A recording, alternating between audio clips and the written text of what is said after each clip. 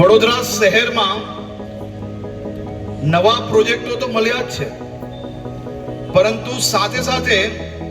વડોદરા જિલ્લા માટે બી ખૂબ મહત્વના અનેક નિર્ણયો અને અનેક ખાતમુહૂર્ત લોકાર્પણ કરવામાં આવી રહ્યા છે.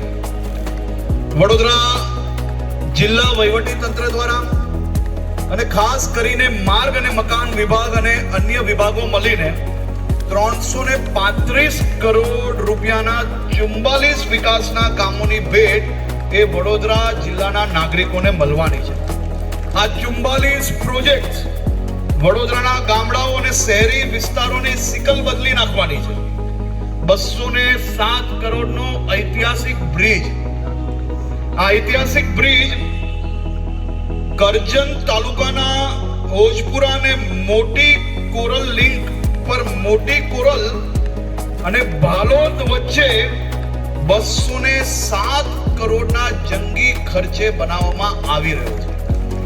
અહીંયા બેઠેલા મોટા ભાગના લોકોએ, મારી ઉંમર ને મારી પછીના ઉંમરના લોકોએ તો ખાલી મોદી શાસન જ જોયું છે, એટલે એને અંદાજો જ નથી કે પહેલા કેટલાય કલાકે અહીંયાથી અમદાવાદ પહોંચતા હતા, પહેલા કેટલા બ્રિજ કેટલા વર્ષે બની રહેતા હતા એનો અંદાજો કદાચ અહીંયા વડીલો બેઠા હશે ને એને જ હશે. મારી ઉંમરના લોકોએ તો ખાલી સોશિયલ મીડિયાની અંદર નાનું મોટું શોર્ટકટ જ જોયું છે કે શોર્ટકટની અંદર કોઈકને સોશિયલ મીડિયામાં હીરો બનવાનું હોય એટલે આખા 10 કિલોમીટરની અંદર જો 50 મીટરનો કચરો હશે તો એ 50 મીટરનો કચરો એ શહેરના ખૂણે ખૂણે પહોંચાડશે, પણ 950 મીટર જેને સાફ કરીને જેટલી મહેનત પડીને જે પ્રકારની વ્યવસ્થાઓ ગોઠવાઈ છે ને એ કોઈ સુધી પહોંચતું નથી હોતું. પણ જેને મોદી શાસન જોયું છે ને એના માટે આ વિકાસ એટલા માટે નવાઈ નથી કારણ કે તમે ભૂતકાળના શાસન જોયા જ નથી. ભૂતકાળનું શાસન જોયું હોય તો જ અંદાજો આવશે કે ગામોથી શહેર સુધીના રોડો કેમ નતા બનાવવામાં આવતા. ગામોથી શહેર સુધીના રોડો બને તો ગામના લોકો શહેર જોડે જોડાય, શહેર જોડે જોડાય તો એને બધી જ સચ્ચાઈઓ ખબર પડવા માંડે,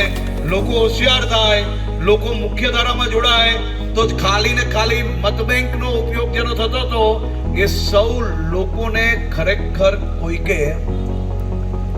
જો વિકાસ પહોંચાડ્યો હોય ને તો એક વ્યક્તિએ પોતાના નિજી જીવનનો તપ કરીને આપણા રાજ્યના 6.5 કરોડ લોકોને વિકાસની યાત્રામાં જોડીને